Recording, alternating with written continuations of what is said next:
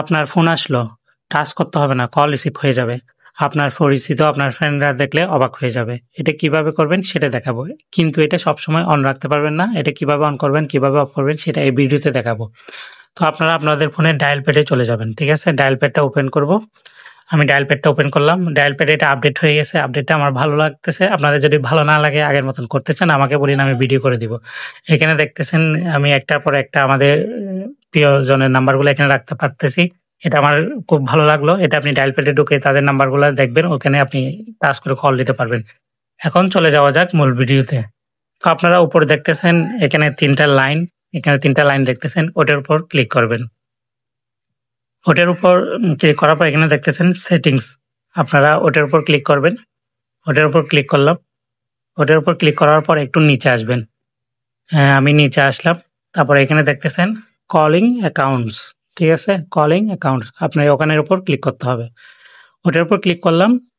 Click করার পর এখানে দেখতেছেন অটো আনসার। ঠিক আছে? Auto answer. ওখানের উপর ক্লিক করলাম। আপনারা ভিডিওটা কিন্তু মনোযোগ দিয়ে দেখবেন, নাইলে বুঝবেন না। আপনি অন করে কিন্তু আবার বিপদে পড়ে যাবেন। আপনি বেশি যেন ভিডিওটা শুরু থেকে শেষ পর্যন্ত দেখবেন।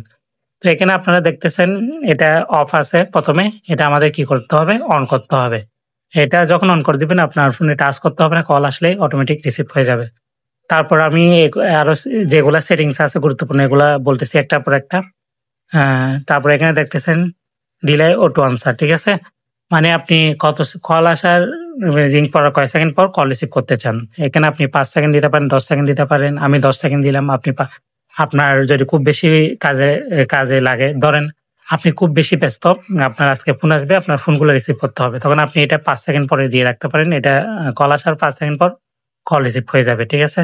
এখানে আছে অলওয়েজ দেওয়া আছে। আপনি এটা অলওয়েজ দিয়ে রাখলে এটা সবসময় আপনি যখন অন রাখবেন এটা সবসময় কল রিসিভ হবে। তারপরে এখানে আছে ব্লুটুথ অনলি।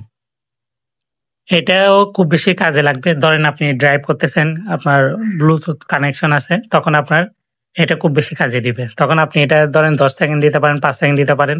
এটা যখন আপনার ব্লুটুথ কানেকশন থাকবে তখন আপনার কলটা অটো রিসিভ হয়ে যাবে।